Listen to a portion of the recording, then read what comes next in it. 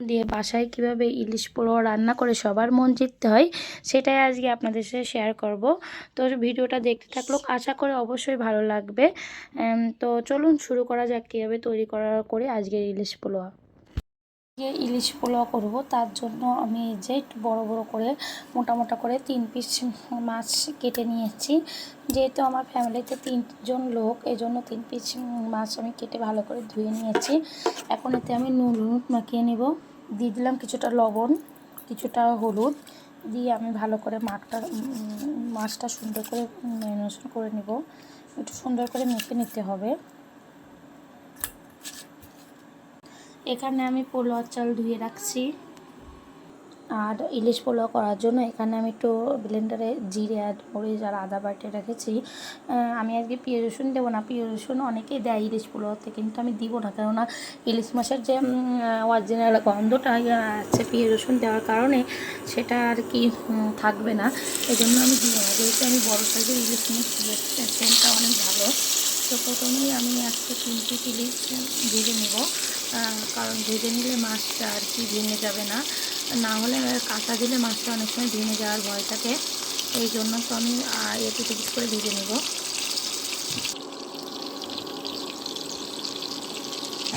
ইলিশ পোলাও আমি আজকে প্রথমবার তৈরি করছি।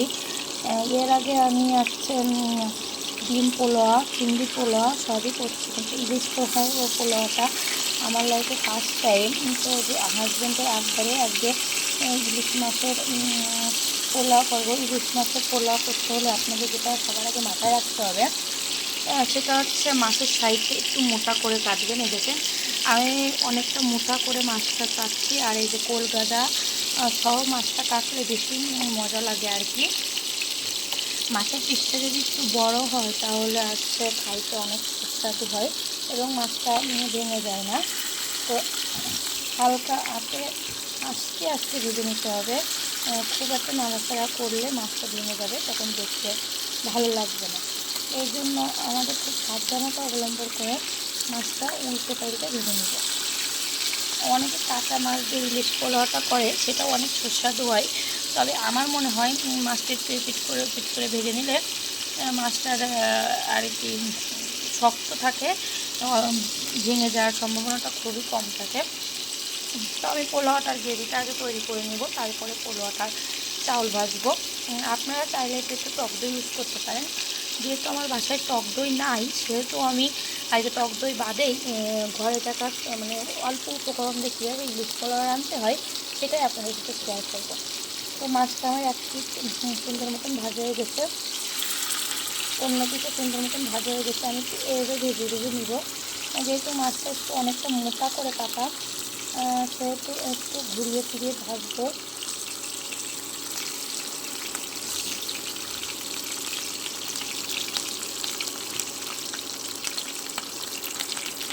তো আমি এক একটা করে মাছ আস্তে আস্তে হালকা হাতে তুলে নেব।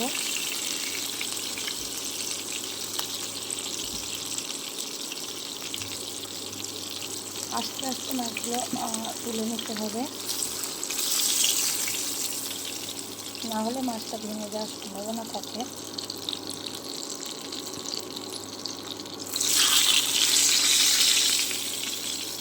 তো এই মাছটার ওজন ছিল প্রায় 500 গ্রাম। তো মাছটা খেতে খুবই সুস্বাদু। আগের দিনকে আমি মাছটা রান্না করছিলাম। বাকিটা প্রথমে দিয়ে দিব জিরে ফোড়ন, তারপরে মশলাগুলো দিয়ে দিব। আমি মশলাটা দিয়ে দিয়েছি, দিয়ে একটু কষিয়ে নিব। তো এখানে আপনারা চাইলে কালারের জন্য শুকনো জলটা ইউজ করতেই পারেন, তবে আমি শুকনো জলটা ইউজ করব না, কেননা আমার পোলাওয়ার কালারটা একটু মানে লাল চাই না, আমার পোলাওয়ার কালারটা ঠিক বিরিয়ানি কালারের মতন চাই। এই জন্য আমি কাঁচা জলটা ইউজ করবো এবং হলুদও খুব কম ইউজ করব। আপনারা চাইলে কালারের জন্য বিভিন্ন কাশ্মীরি লঙ্কার গুঁড়ো কিংবা খুব ডিপ আকারে হলুদের গুঁড়ো দিতেই পারেন। তো সেটা আপনাদের পার্সোনাল চয়েস, তবে আমার মনে হয় যে কালারটা একটু কম থাকলে পোলাওটা দেখতে অনেকটা সুন্দর লাগবে। দিয়ে দেবো একটু লবণ। যেহেতু আমি পোলাও রান্না করছি, এই জন্য এই মাছটা পোলাওর ভিতর দেওয়াতে আমি একটু চিনি দিয়ে দিব। তো দিয়ে দেবো 1 ফোঁটা চিনি।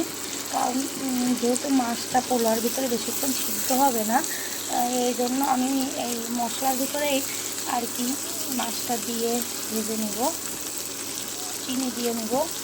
কারণ তাহলে এবার তো আমি এক একে মাছগুলো দিয়ে দেবো, এক একে মাছগুলো দিয়ে দেবো। যেহেতু ইলিশ মাছ সিদ্ধতে খুব একটা সময় লাগে না,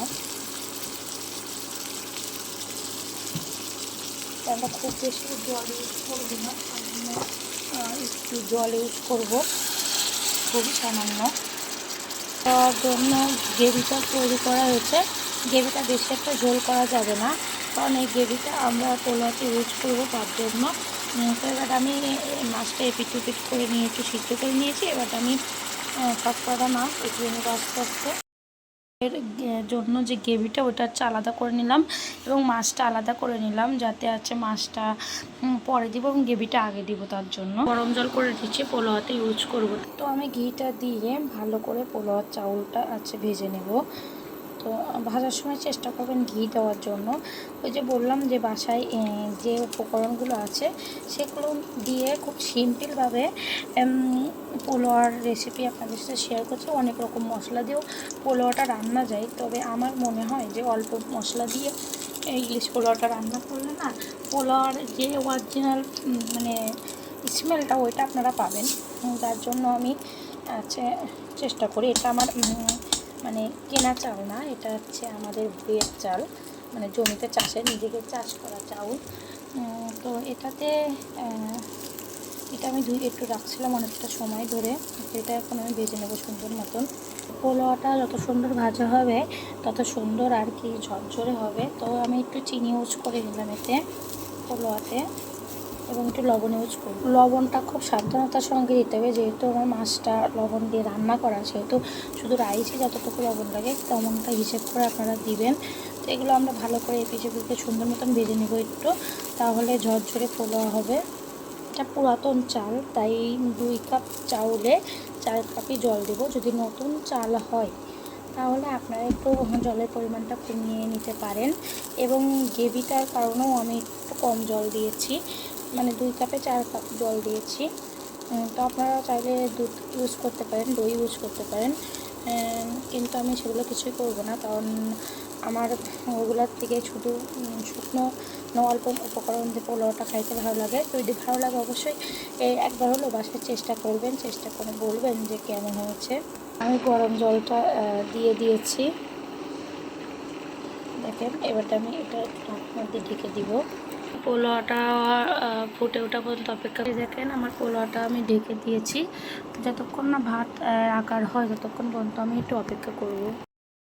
হয়ে গেছে, এই পর্যায়ে আমি মশলাটা দিয়ে দিব। মশলাটা দিয়ে আমি আরও 5 মিনিট ঢেকে রাখবো, ঢেকে রান্না করব। মশলাটা দিয়ে আমি আবারও একটু ঢেকে রাখছি। তো অপেক্ষা করব জলটা শুকিয়ে আসা পর্যন্ত। তো মাছটা আমি একটু পরে দিব, কারণ এখন দিলে আমি নাড়াচাড়া করতে পারবো না, এই জন্য। তো একটু এইভাবে আমরা উপর থেকে নিচ করে নেব আলতো হাতে, খুব জোরে ইয়ে করা যাবে না। দেখেন মশলাটা আমার সমস্ত রাইসে যাতে মিশে যায়, সেজন্য হালকা আঁচে উল্টে নিতে হবে।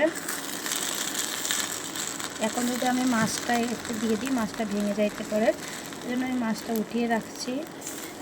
তৈরি হয়ে গেলে একবারে আমি উপরে দিয়ে একটু ঢাকনা সাথে ঢেকে দিব।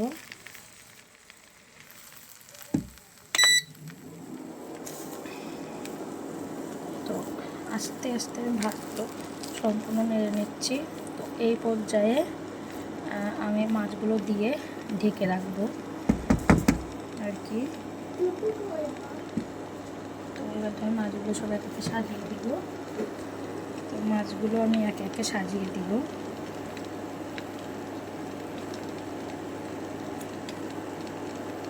তো এই যে মাছগুলো আমি দিয়ে ঢেকে রাখবো আর কি। আমার পোলাওটা রেডি হয়ে গেছে, এভাবে আমি 5 মিনিট ঢেকে রাখবো। তো দেখা হচ্ছে 5 মিনিট পরে।